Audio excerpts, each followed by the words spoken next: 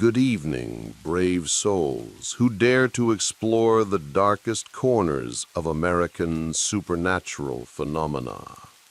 Tonight, we venture beyond the realm of human ghosts and earthly hauntings into territory far more sinister and genuinely terrifying. These are stories not of departed human spirits, but of inhuman entities, demons, cryptid creatures, and supernatural beings that have never been human and whose motivations and origins remain shrouded in mystery and terror. What you're about to hear are accounts of creatures that defy biological classification, entities that seem to exist at the intersection of multiple realities, and malevolent forces that have plagued American communities for generations. From demonic infestations that drove families from their homes to cryptid creatures that have claimed human lives, from harbingers of disaster to shape-shifting entities that hunt in the darkness, we'll explore 6 of America's most documented encounters with non-human supernatural forces. These stories are supported by multiple witness testimonies, official investigations by paranormal researchers, including renowned demonologists Ed and Lorraine Warren, law enforcement reports, and in some cases, physical evidence that proves these encounters involved something genuinely otherworldly. They represent cases where the supernatural crossed definitively into our physical reality, leaving behind evidence that cannot be easily dismissed or explained away.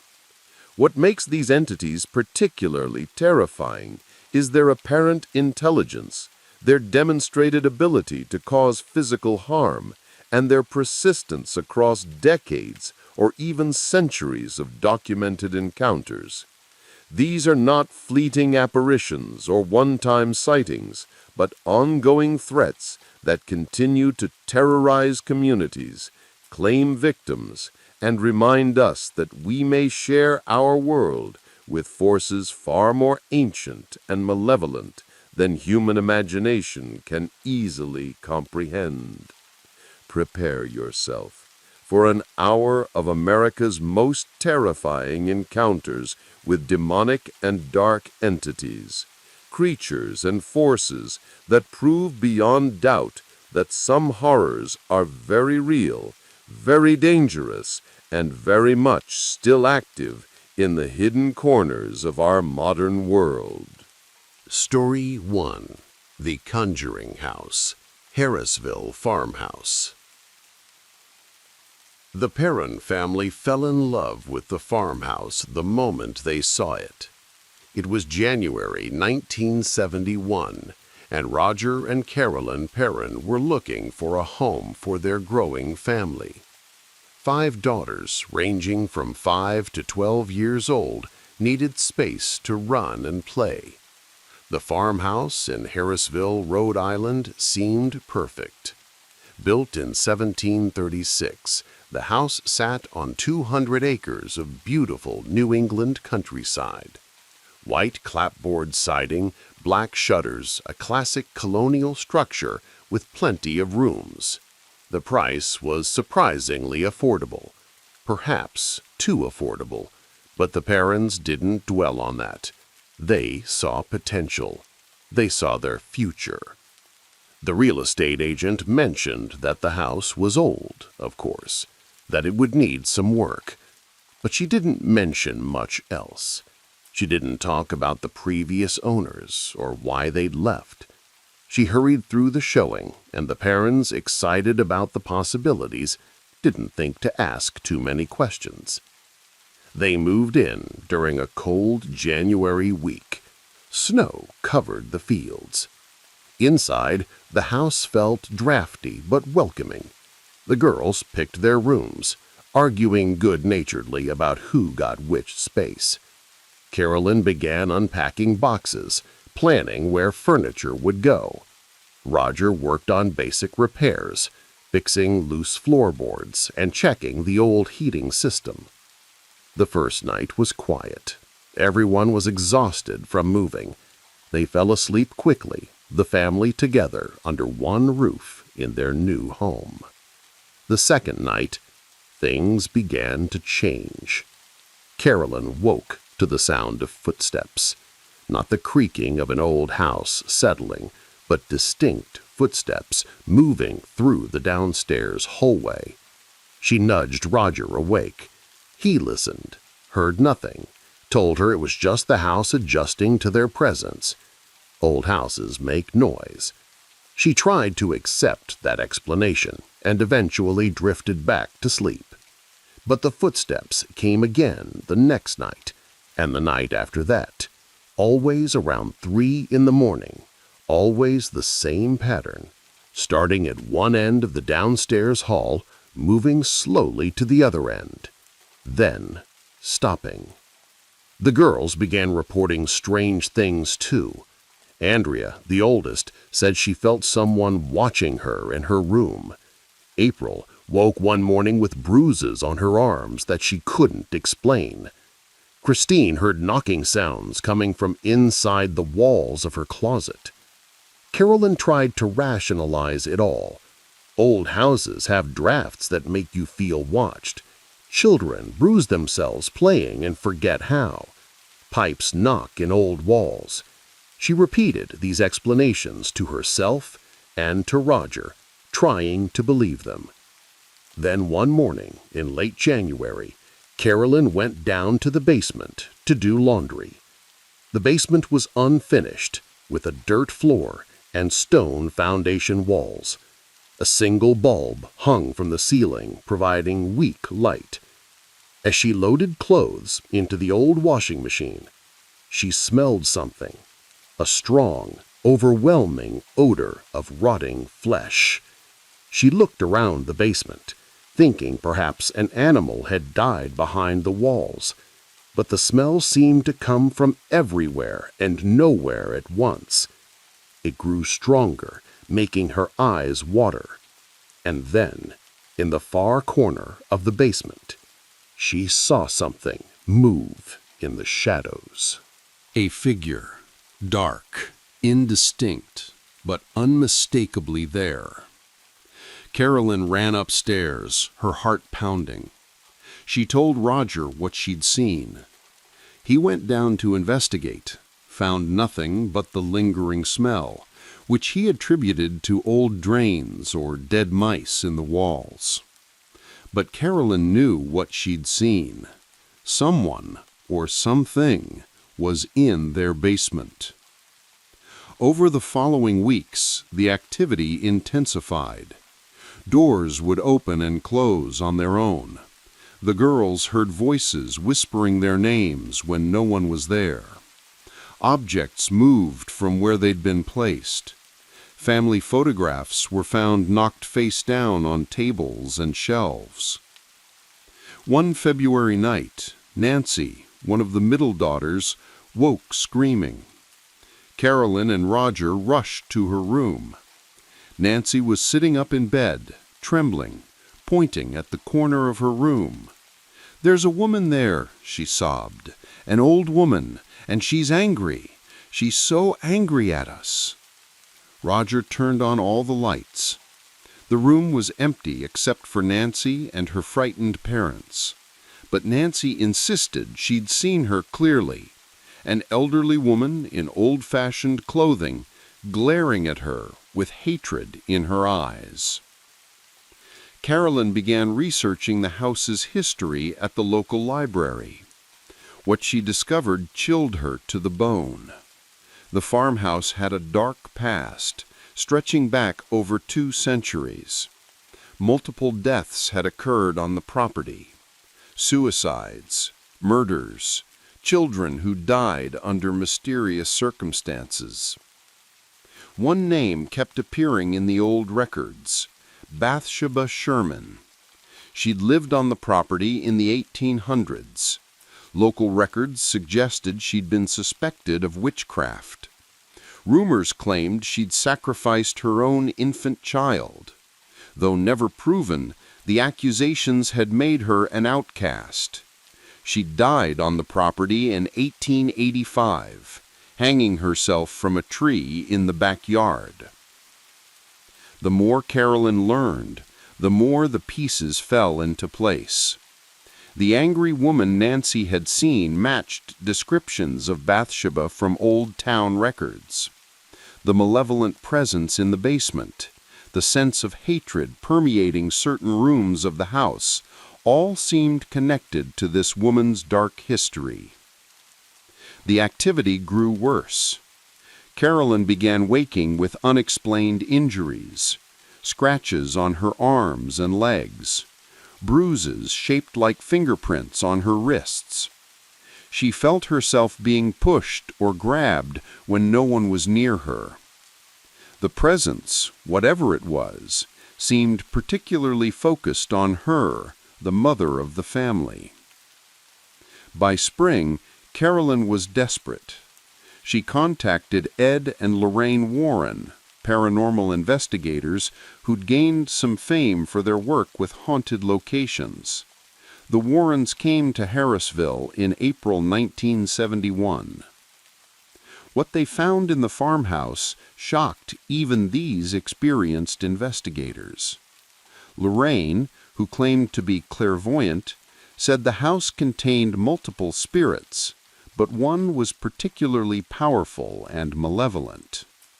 She identified it as Bathsheba Sherman, or at least the dark entity that remained in her place. Ed Warren conducted tests throughout the house. Temperature readings that dropped suddenly in certain rooms, electromagnetic field readings that spiked without explanation, photographs that, when developed, showed strange mists and shadows in rooms that had appeared empty.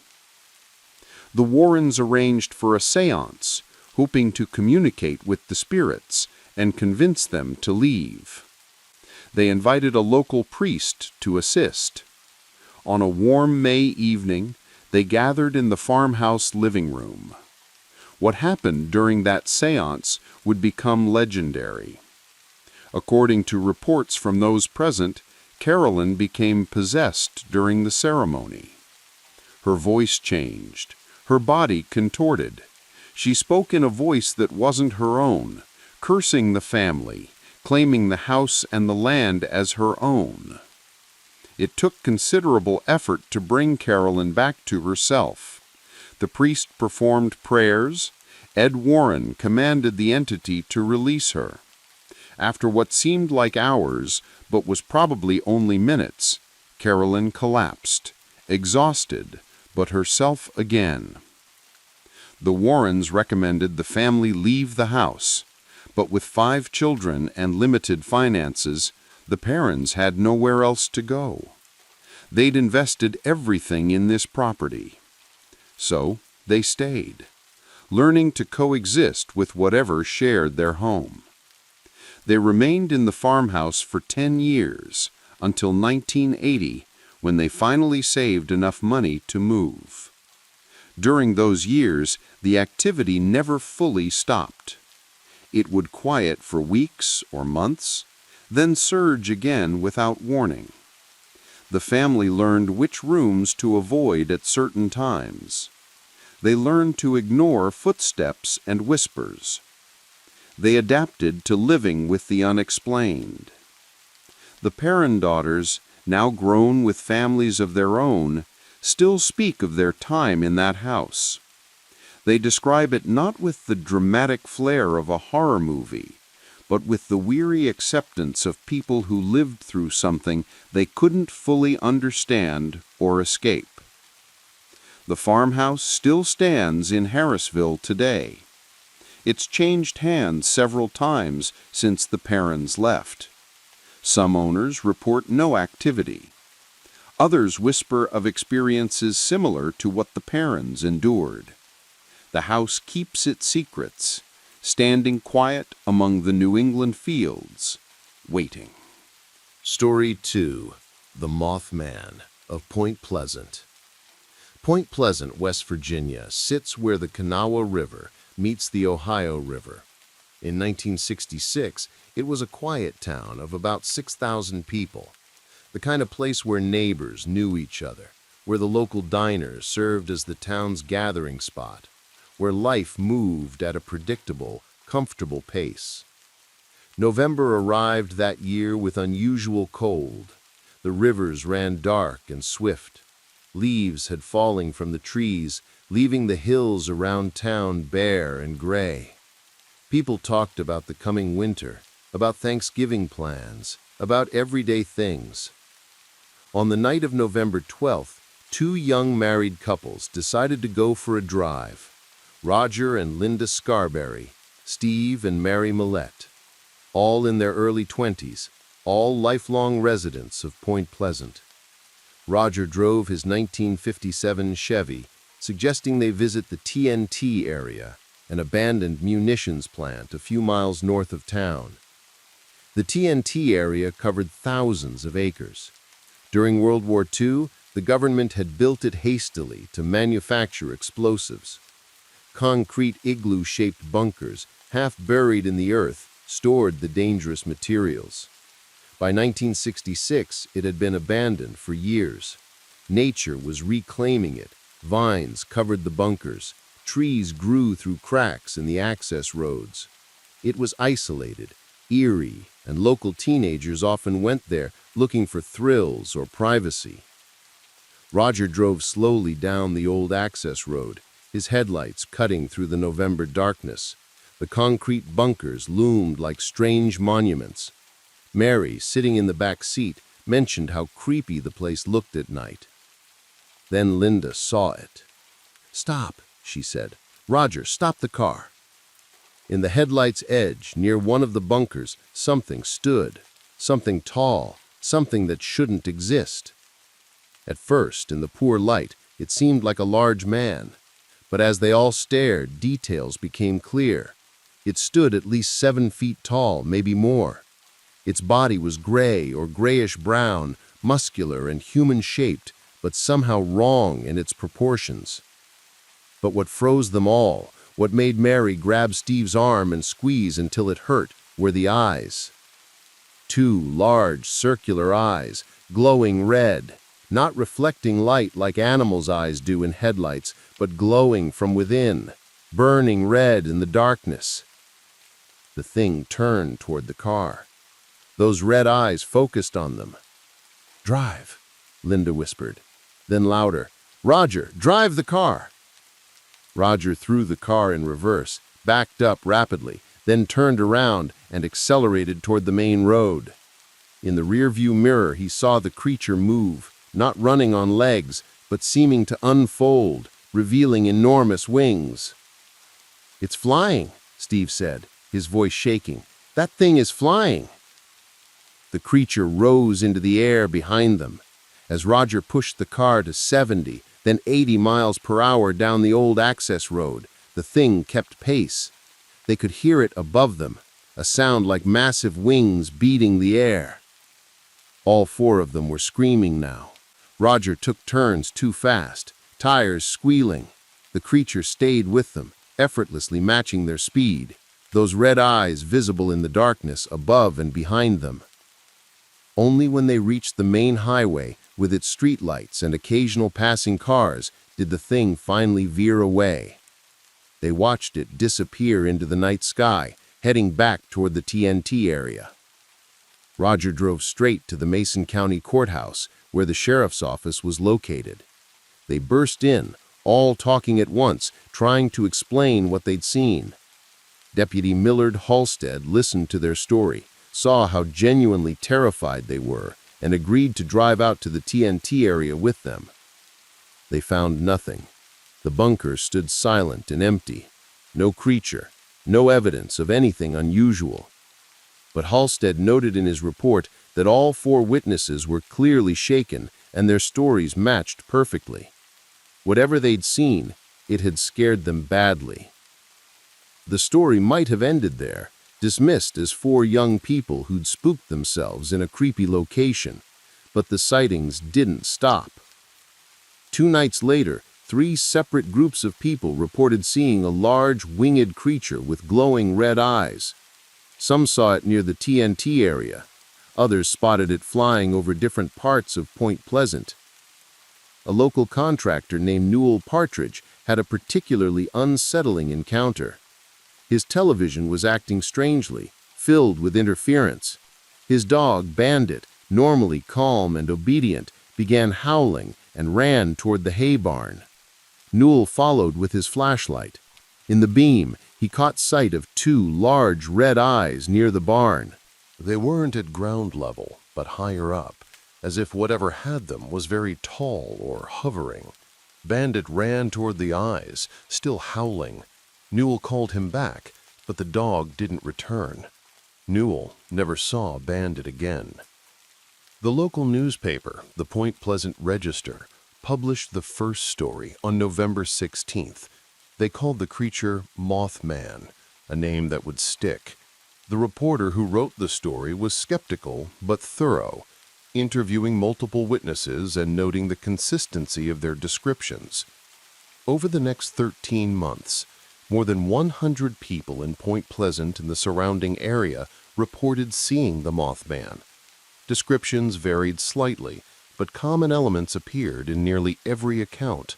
A large, gray or brown-winged creature standing or flying with glowing red eyes that seemed to look directly into you. Some people reported feeling paralyzed when those eyes focused on them. Others described a sense of overwhelming dread, as if the creature's presence carried a warning or doom. Several witnesses reported having vivid nightmares after their encounters. Not everyone who saw the Mothman was taken seriously. Some were dismissed as attention seekers or people who'd seen large birds and let their imaginations run wild. The town became divided.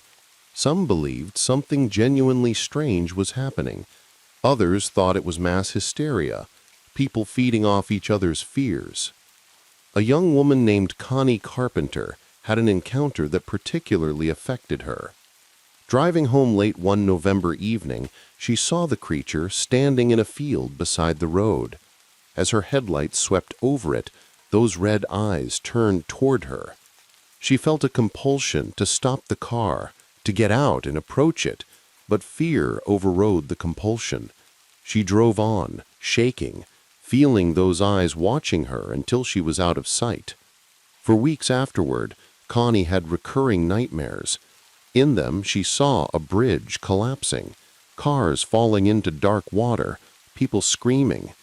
She told her family about the dreams, said she felt the Mothman had shown her something terrible that was going to happen. Her family worried about her mental state, suggested she see a doctor. The nightmares continued. Throughout 1967, Mothman sightings gradually decreased. By summer, they'd stopped almost entirely. Life in Point Pleasant returned to normal. Some people remained convinced they'd seen something genuinely unexplainable. Others decided they'd been caught up in mass suggestion, seeing what they expected to see because everyone was talking about the creature. Then came December 15, 1967. Rush hour on a cold Friday evening. The Silver Bridge, connecting Point Pleasant to Ohio across the Ohio River, was packed with cars. People heading home from work, starting their Christmas shopping, going about ordinary end-of-week activities. At 5:04 p.m., the bridge collapsed. 46 people died. Cars plunged into the icy river. The bridge, built in 1928, had developed a critical flaw in its suspension system that finally gave way under the weight of rush-hour traffic. It was Point Pleasant's worst disaster. The entire town mourned. Families were devastated. The loss echoed through the community for years, and people remembered the Mothman. They remembered the sightings that had plagued the town for 13 months before the disaster. They remembered witnesses who described feeling warned, sensing doom. They remembered Connie Carpenter's nightmares of a bridge collapse. Had the Mothman been a harbinger, a warning of the coming disaster? Or was it simply coincidence? the human mind's tendency to find patterns and meaning in unconnected events. John Keel, a journalist who investigated the Mothman sightings extensively, interviewed dozens of witnesses. His book, The Mothman Prophecies, published in 1975, explored the possibility that the creature was somehow connected to the bridge disaster. Keel suggested the Mothman might be an interdimensional being or a manifestation of some unknown natural phenomenon that appears before catastrophes. Others remained skeptical. They pointed out that the bridge had been structurally unsound for years. Engineers later determined that a single eye-bar in the suspension chain had developed a tiny fracture that grew over time. The Mothman sightings and the bridge collapse, they argued, were unconnected events that happened to occur in the same town during the same period. But the witnesses, those who'd looked into those glowing red eyes and felt that overwhelming sense of dread, many of them believed otherwise. They'd felt warned, even if they couldn't understand the warning or prevent what was coming. Point Pleasant today has embraced its strange history. A Mothman statue stands downtown, and a Mothman museum tells the story of the sightings and the bridge disaster. Tourists come to hear the tale and debate its meaning. And occasionally, even now, someone reports seeing something strange in the skies over Point Pleasant. Something large and winged, with eyes that glow red in the darkness, watching, waiting, warning of something only it can see. Story 3. The Beast of Bladenboro. Bladenboro, North Carolina, was a small mill town in the eastern part of the state. In December 1953, fewer than 1,500 people lived there, most working at the textile mill or farming the surrounding land. It was the kind of place where not much happened, where excitement meant the high school basketball team winning a game, or someone's prize hog taking first place at the county fair. Christmas was approaching. Homes were decorated with lights and wreaths. Children counted down the days to Christmas morning. The weather was mild for December, with temperatures in the 50s during the day, cooling at night but not quite reaching freezing. On the night of December 29th, a farmer named Woody Storm discovered something that would shatter Bladenboro's quiet routine. 2 of his dogs were dead in his yard. Not just dead, but drained of blood. Their bodies lay near the barn, necks torn open, but with surprisingly little blood on the ground around them. It was as if something had killed them and then somehow extracted most of their blood. Woody examined the bodies in the light from his porch. He'd raised hunting dogs for 20 years, had seen plenty of animal attacks. This looked different. The wounds were precise, efficient, and the lack of blood disturbed him deeply. He called his neighbors who came over to look. No one had seen or heard anything unusual during the night. No barking, no sounds of a fight. Whatever had killed the dogs had done so quietly and quickly. The next night, December 30th, another farmer reported dead dogs. Again, the bodies were drained of blood. Again, no one had heard anything. By now, word was spreading through Bladenboro. Something was killing dogs, and doing it in a way that no one could explain. On New Year's Eve, a woman named Mrs. Joe Benson had a terrifying encounter. She was in her yard near dusk, bringing in laundry from the clothesline. She heard a sound behind her, turned, and saw an animal near the tree line about 50 feet away. At first, she thought it might be a large dog, but as she stared, she realized it was much bigger than any dog. It stood low to the ground, muscular, with dark fur. Its head was large and cat-like, with a short snout, and its eyes, catching the last light of day, seemed to glow with a yellowish tint. The creature watched her for perhaps 10 seconds, though it felt much longer to Mrs. Benson. Then, it turned and disappeared into the woods with disturbing speed. Mrs. Benson ran inside and called her husband and the police. By the time anyone arrived to investigate, the creature was long gone. But Mrs. Benson's description was clear and consistent, even though she was badly shaken. The next morning, January 1st, 1954, tracks were found in the soft ground near the Benson property. They looked like cat prints, but much larger than any domestic cat. Some of the prints were 4 to 5 inches across.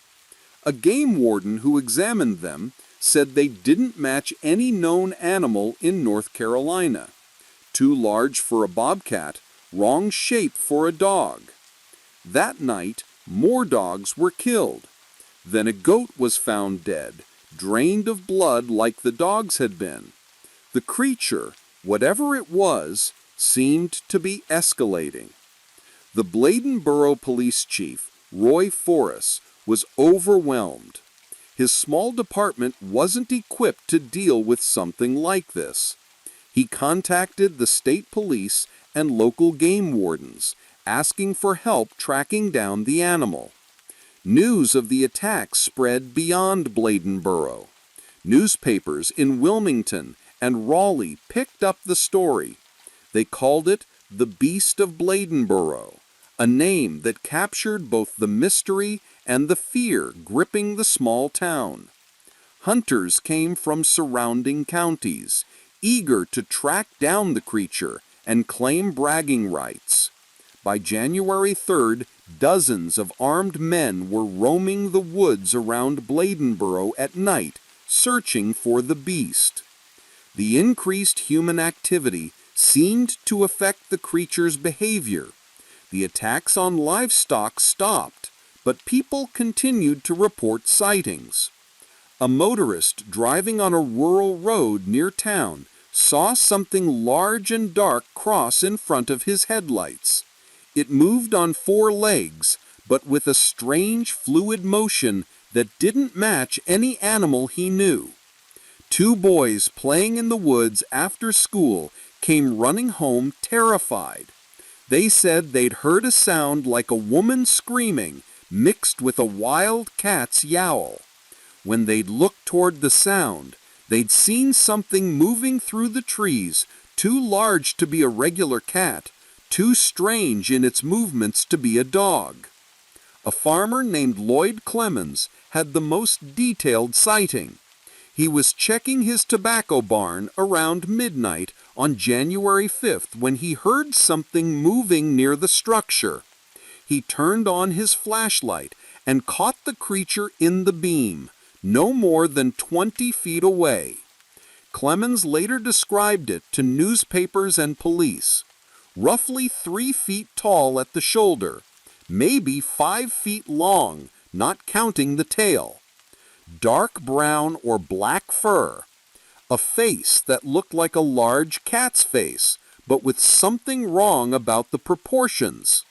The ears seemed too small, the jaw too heavy, and the eyes that reflected his flashlight beam were a yellow-green color that seemed to glow even after he moved the light away.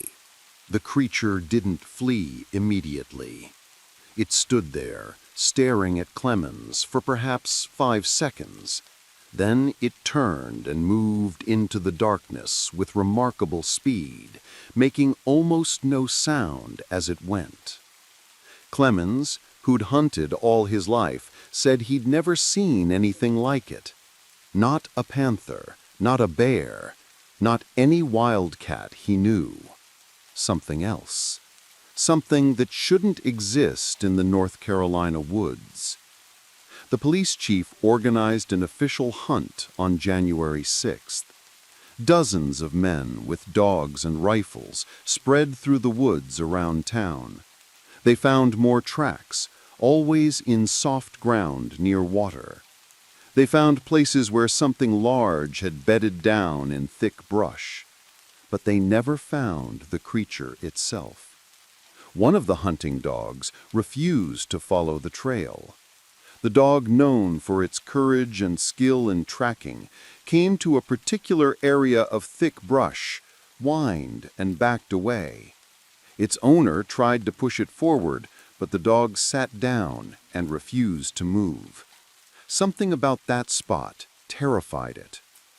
After 3 days of intensive hunting, the official search was called off. No beast had been found, captured, or killed. The attacks on livestock had stopped entirely. It was as if the creature had simply vanished. The police chief gave a statement to the newspapers, saying they believed the animal had left the area due to all the human activity. He suggested it might have been an escaped exotic cat, perhaps a panther or jaguar, that someone had kept illegally and that had gotten loose. But this explanation didn't quite fit. Panthers and jaguars didn't drain their prey of blood. They didn't leave such unusual tracks. And exotic pets didn't typically appear and disappear so completely without anyone finding any concrete evidence. As January progressed and no new attacks occurred, life in Bladenboro gradually returned to normal. Farmers still kept careful watch over their animals, especially at night. Parents kept their children a bit closer, but the intense fear began to fade. Years later, various theories emerged about what the Beast of Bladenboro might have been. Some suggested it was a young panther that had wandered into the area, though panthers were thought to be extinct in North Carolina by the 1950s. Others proposed it might have been a coyote or feral dog with unusual feeding habits, though this didn't explain the sightings or the unusual tracks.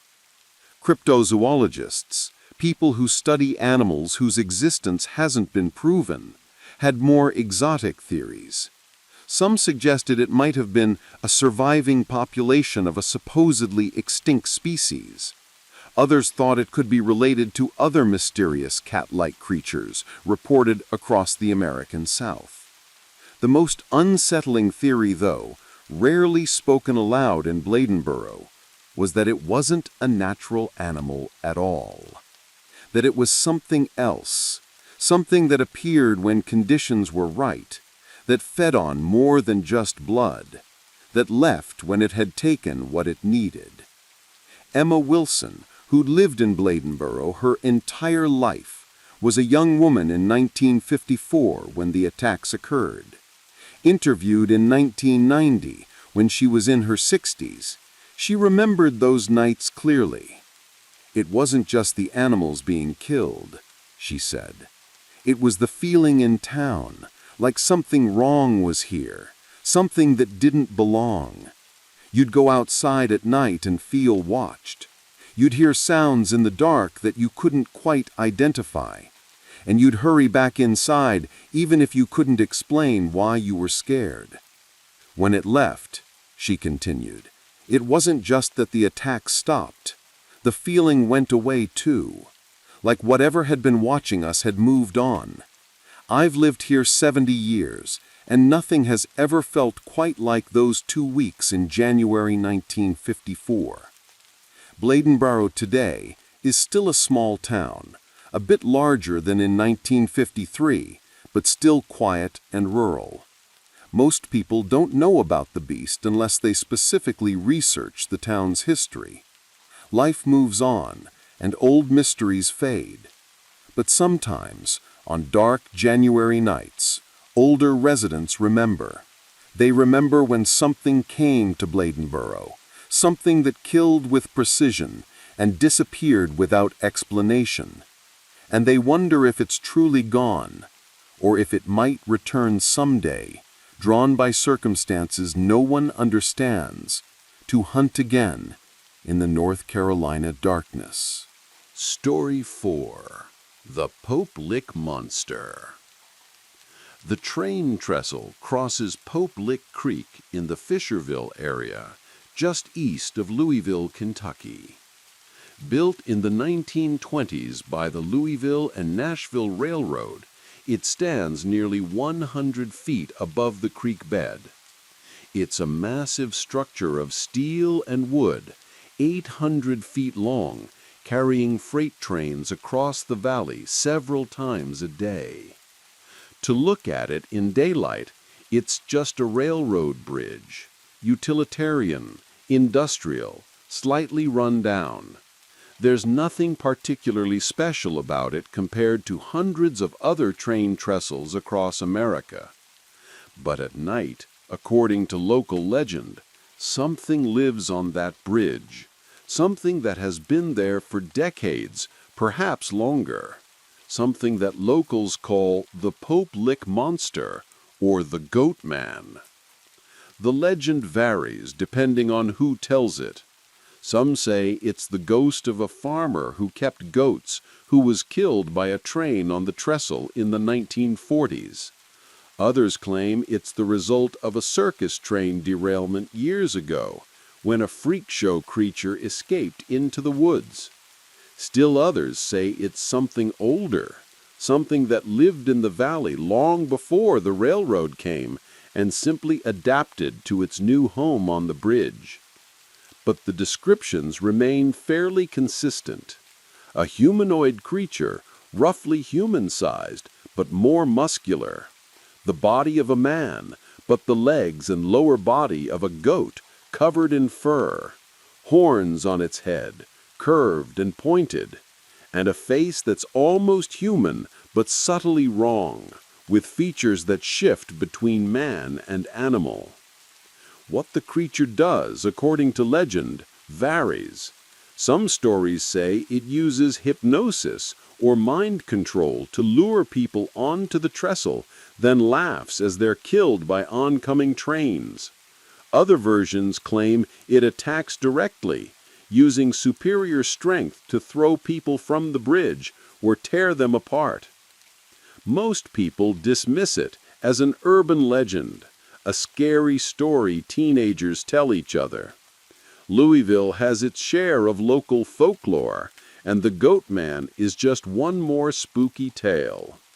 But over the years, people have died on that trestle, not from encountering a monster, officially, but from being struck by trains while trespassing on the bridge.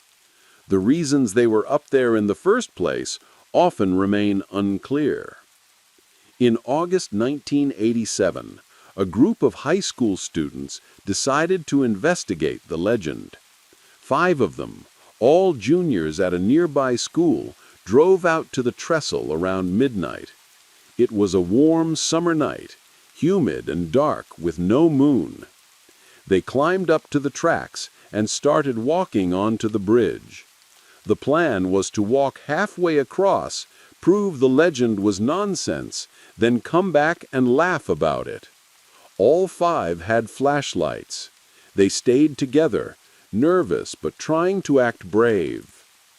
About 200 feet onto the trestle, one of them, a girl named Sarah, stopped.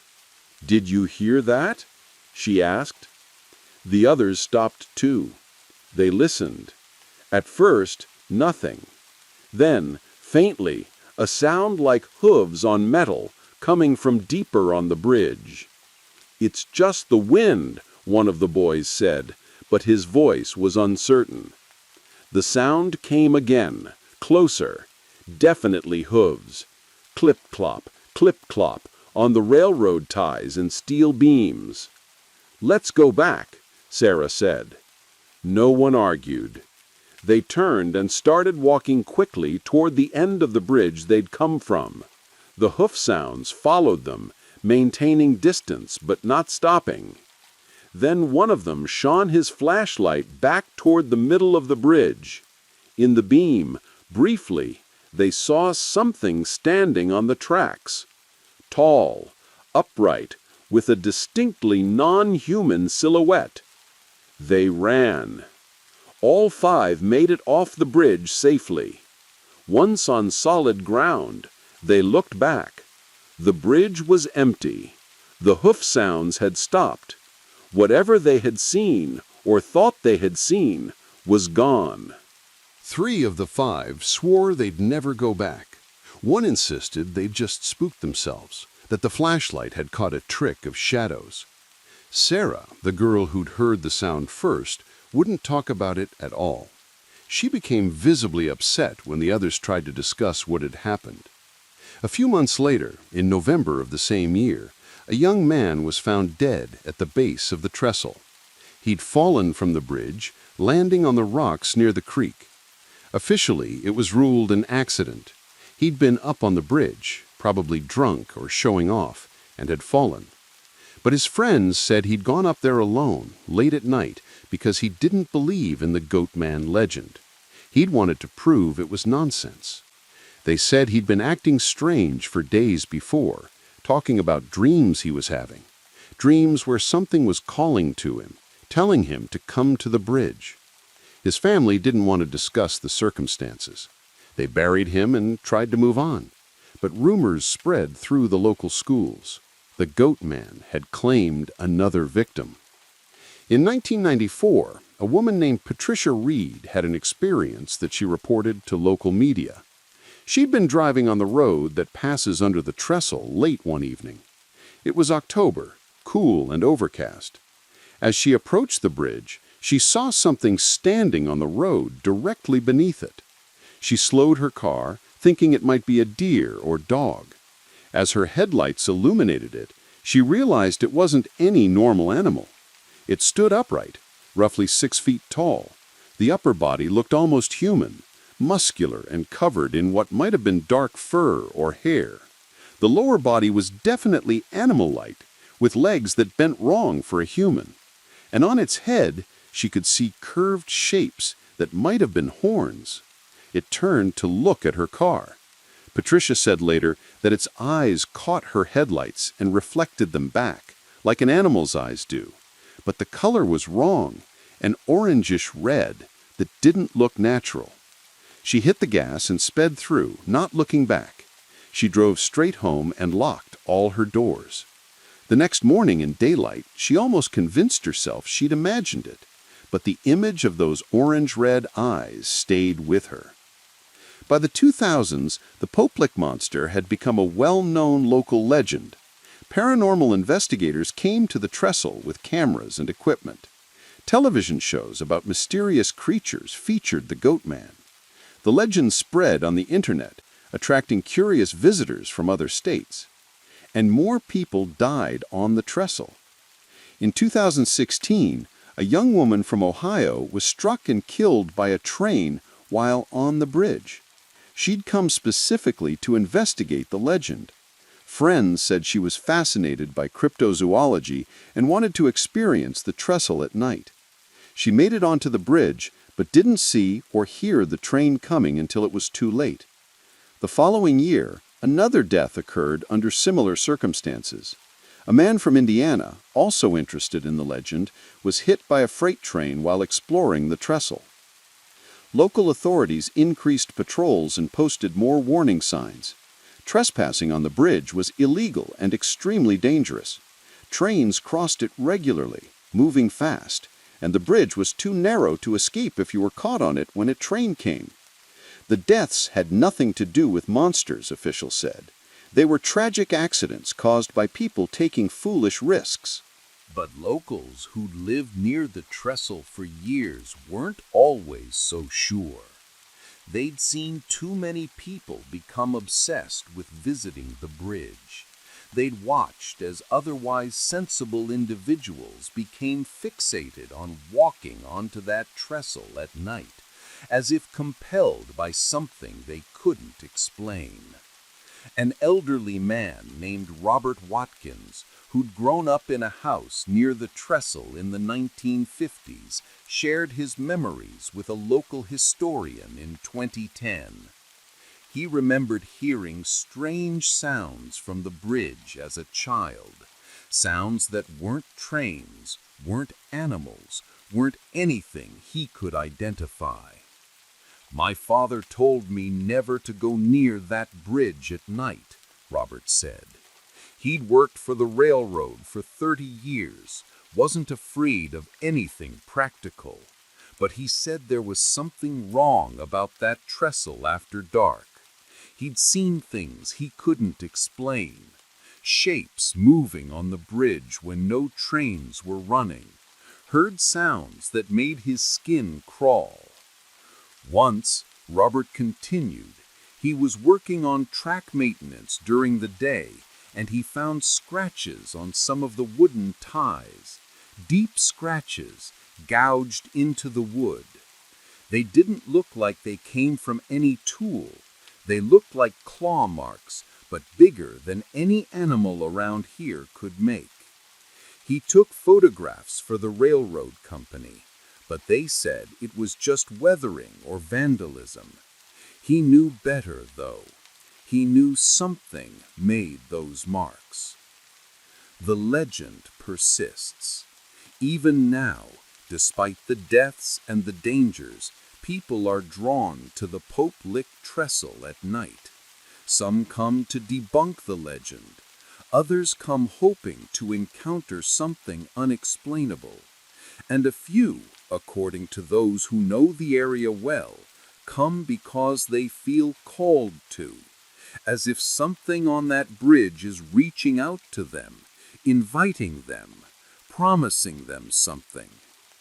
The trains still run, the trestle still stands, and on dark nights when the wind moves through the valley, some people swear they can hear sounds from the bridge that don't quite match anything natural. The clip-clop of hooves on steel, a laugh that sounds almost human but not quite, the scrape of something moving in the darkness above Pope-Lick Creek. Most people who visit the area never see or hear anything unusual. They look at the trestle in daylight, take a few photos, and leave. The monster, if it exists at all, is selective about who it appears to. Or perhaps it's simply rare, showing itself only occasionally over the decades. But for those who have encountered something on that bridge, who've seen the shape in the darkness, or heard the hooves, or felt the overwhelming compulsion to walk onto the trestle, despite every rational thought screaming at them to stay away, the Goatman is very real, and it's still there, waiting in the shadows of the Pope-Lick trestle, patient and eternal. Story 5. Goatman's Bridge, Old Alton Bridge. The Old Alton Bridge spans Hickory Creek in Denton County, Texas, about 30 miles north of Dallas. Built in 1884, it's an iron truss bridge, once part of an important road, but long since bypassed by modern highways.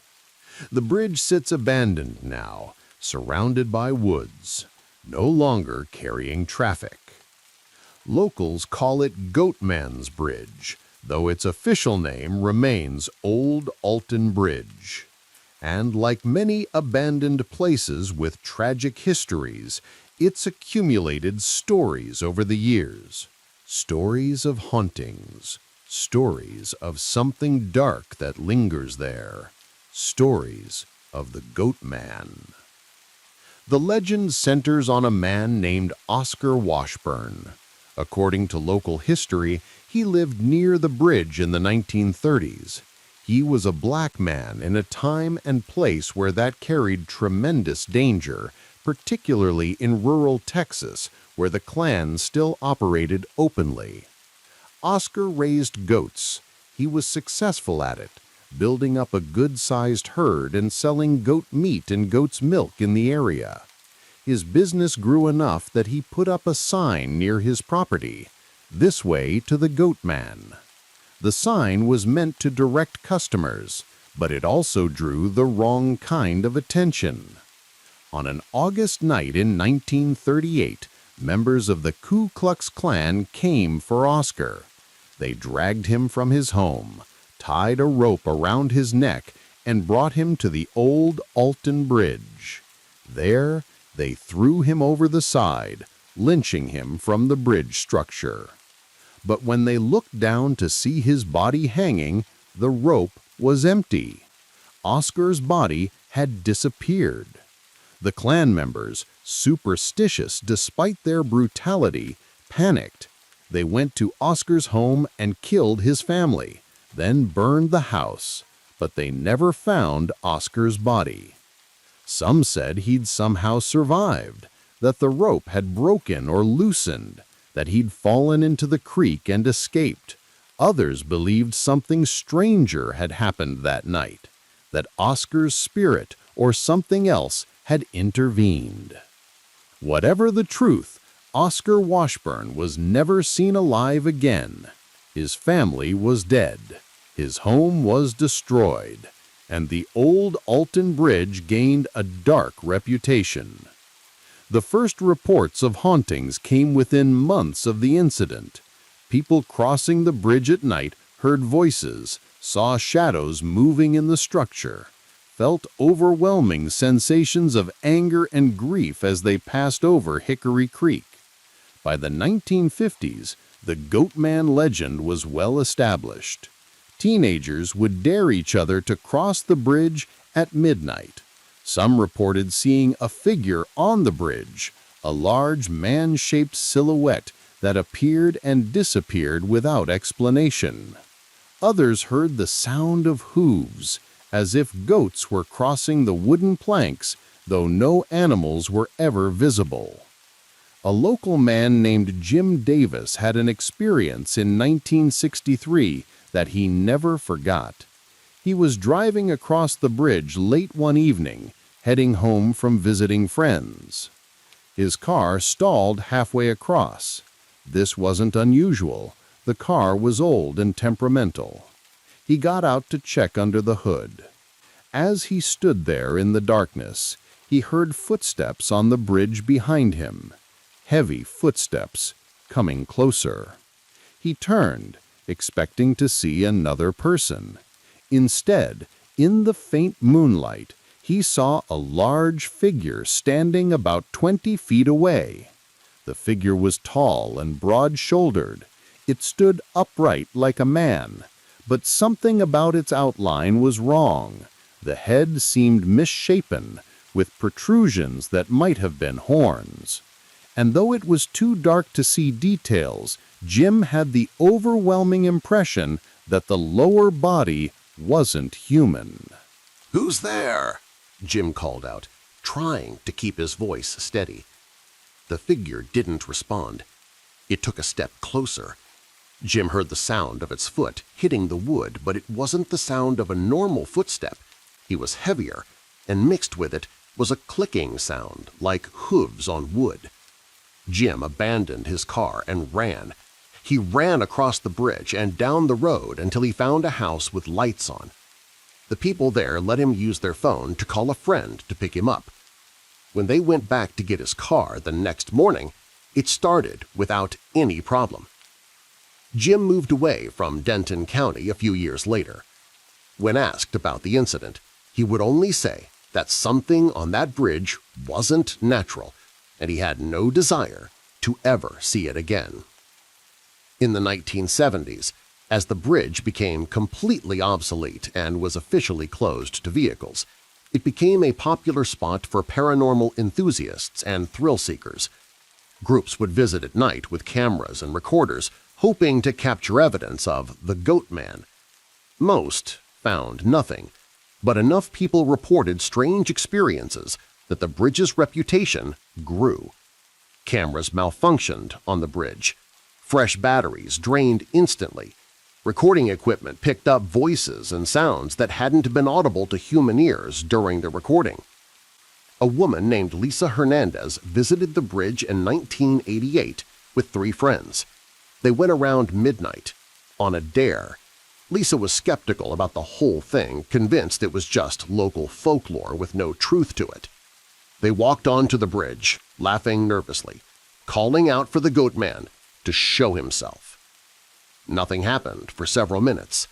They were about to leave when Lisa felt something. A hand on her shoulder. Heavy. Strong. She spun around, but no one was behind her. Her friends were all in front of her, several feet away, looking at her with confused expressions. "What's wrong?" one of them asked. "Someone touched me," Lisa said. Before anyone could respond, they all heard it, a sound like hooves on wood, coming from both ends of the bridge simultaneously, as if something was running toward them from both directions. They ran off the bridge, getting into their car and leaving as fast as they could. When Lisa got home and changed clothes, she found marks on her shoulder. Not bruises exactly, but red marks that looked like fingerprints. They faded over the next few days, but the experience stayed with her. "I felt rage in that touch," she said years later, "not directed at me specifically, but just rage at everything. Anger so deep it had become something else, something that didn't die when the man died, something that stayed on that bridge, waiting." In recent decades, the old Alton Bridge area has been developed into a park. The bridge itself is preserved as a historical structure, and hiking trails run through the surrounding woods. The county acknowledges the bridge's dark history and the Goatman legend, even putting up informational signs about it. But they discourage people from visiting at night, not because of any supernatural concerns officially, but because the area is isolated and potentially dangerous after dark. Yet people still come at night. Ghost hunting shows have filmed there, paranormal groups conduct investigations, and ordinary people, curious or skeptical or seeking thrills, make the trip to see if the legends are true. Some report experiences, others find nothing. The pattern seems random, as if whatever haunts the bridge appears by its own choice, not on demand. A park ranger named David Coleman, who's worked in the area for 15 years, has his own thoughts on the bridge. He doesn't claim to have seen the Goatman himself, but he's found people on or near the bridge after dark who were in states of extreme fear, unable to clearly explain what had frightened them. "I keep an open mind," he says. "Something terrible happened on that bridge. A man was murdered, his family was killed. That kind of violence and hatred, it leaves marks. Whether those marks are psychological, cultural memory, or something more supernatural, I don't know. But I've seen enough frightened people to know that bridge affects some folks in ways that are hard to explain." The historical Oscar Washburn, if he existed as the legend describes, was a victim of horrific racial violence. His story is part of a broader, terrible history of lynching in America, particularly in the South. The Goatman legend that grew from his murder has, in some ways, given him a form of immortality, though not one he would likely have chosen. And the bridge remains, a crossing point that's no longer used, a structure that serves no practical purpose, but stands as a reminder of history, of violence, and, if the legends are true, of something that still waits there in the darkness, angry and eternal, the spirit of a man who was murdered for success and skin color, transformed by death and hatred into something no longer entirely human. Story 6. The Michigan Dogman. Northern Michigan is a land of forests and lakes. Towns are small and far apart. The woods stretch for miles, thick with pine and hardwood. It's a beautiful country, but also isolated. At night, away from the scattered towns, the darkness is complete. The kind of darkness that makes you understand why humans fear the wild. The Dogman legend in Michigan goes back over a century, though it gained widespread attention much more recently. Native American tribes in the region had stories of powerful shapeshifters and wolf spirits long before European settlers arrived.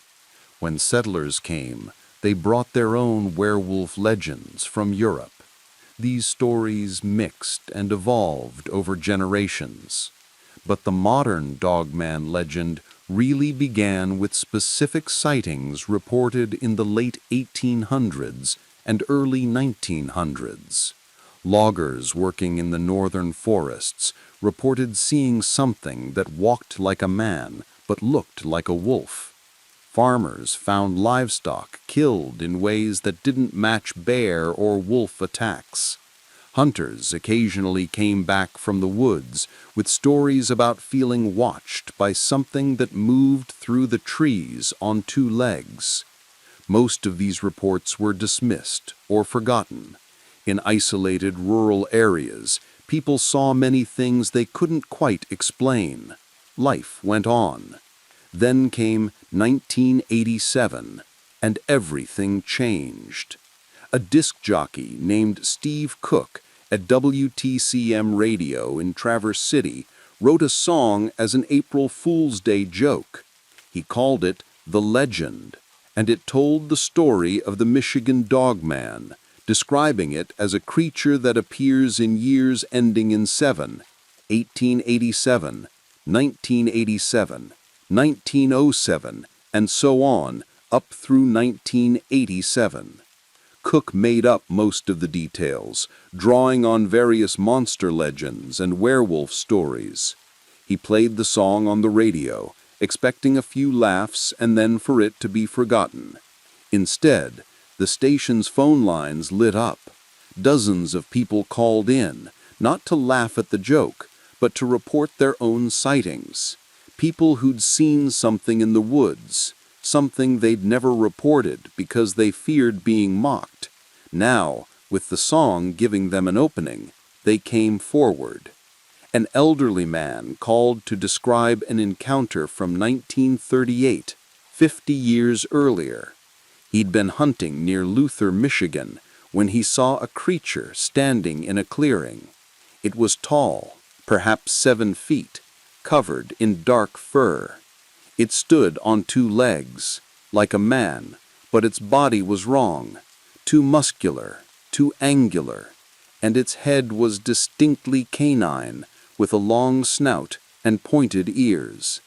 The creature had stared at him for several seconds, then dropped to all fours and ran into the trees with incredible speed. The man had left the woods immediately and hadn't returned for years.